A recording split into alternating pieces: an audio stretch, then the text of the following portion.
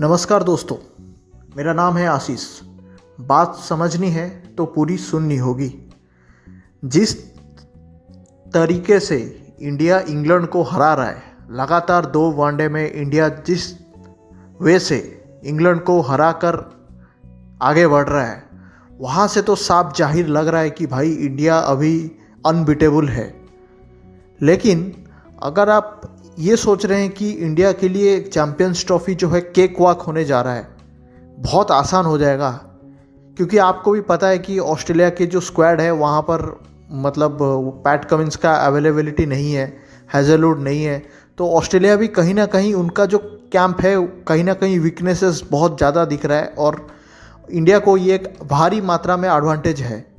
लेकिन आप इसका मतलब ये नहीं है कि इंडिया पूरी तरीके से रिलैक्स हो जाएगा कि चैम्पियंस ट्रॉफी तो अब हमारे हाथ में ही है, कोई नहीं हरा सकता।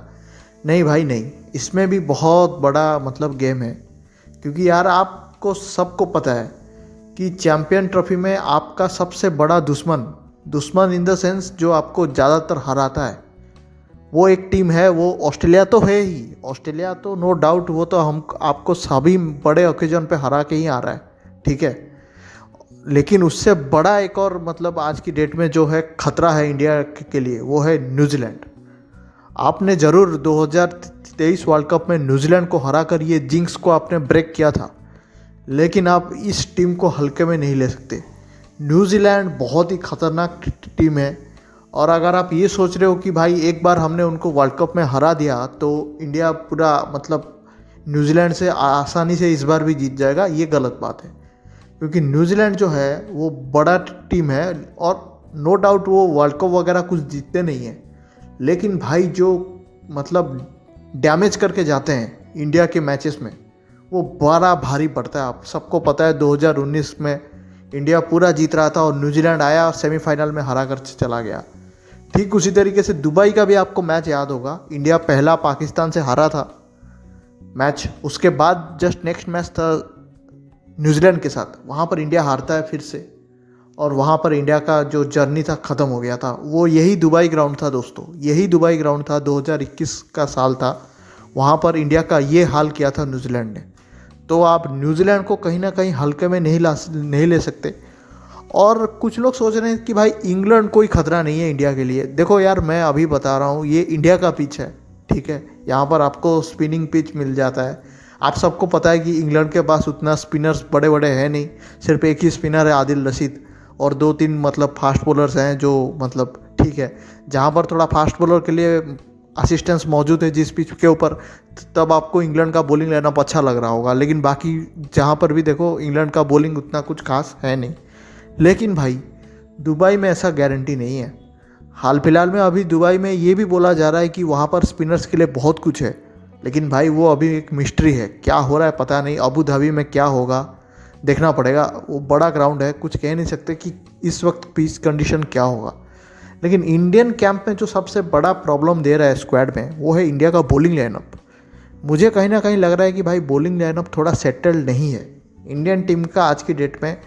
बॉलिंग जो फास्ट बॉलिंग लाइनअप है, कहीं ना कहीं मुझे लग रहा है कि इसमें थोड़ा डाउट है कि कौन खेलेगा कौन नहीं। देखो यार, सामी के साथ तो आपको जाना पड़ेगा, सामी को लेना ही पड़ेगा, आपका मजबूरी है। और सामी एक नंबर 1 बॉलर भी है, तो उनको आपको लेना ही पड़ेगा।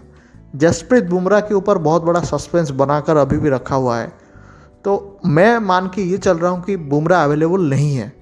तो उन केस में इंडिया का क्या स्क्वाड होगा बॉलिंग के डिपार्टमेंट में। आप अर्शदीप सिंह के साथ जा रहे हो या नहीं, ये भी देखना पड़ेगा। आपने अर्शदीप सिंह को तो सिलेक्शन कर दिया है, लेकिन आप उनको प्लेइंग 11 में खिलाओगे कि नहीं, ये सबसे बड़ी सवाल है। और साथ ही साथ एक और सवाल भी बन रहा है कि स्पिनर्स के साथ इंडिया ज़्यादा रिलाई कर रहा है, और इंडिया को पता है कि अपना जो आज की डेट में इंडिया का सबसे बड़ा ताकत स्पिनर है। फास्ट बॉलर में बस बुमराह आपको एक एज दे के जाते हैं, कुशन दे के जाते हैं, वरना वैसा कोई बड़ा फास्ट बॉलर इंडिया के पास नहीं है। मैं बता रहा हूँ, सामी भाई एक वक्त पर ज़रूर थे, लेकिन अभी रिसेंट फॉर्म में उनको वापस आने के लिए बहुत समय लगेगा और वो उस रिदम पकड़ रहे हैं, अभी तक पकड़े नहीं है वो रिदम को, तो ये भी देखना पड़ेगा। तो इंडिया के पास फिलहाल जो स्ट्रेंथ है वो है स्पिनिंग डिपार्टमेंट। तो स्पिनिंग डिपार्टमेंट में नो डाउट इंडिया के पास ज़बरदस्त स्पिनर है, लाइक वरुण चक्रवर्ती हो गए, जडेजा हो गए, जो अभी तो मतलब कहर मचा रहे हैं पूरी तरह।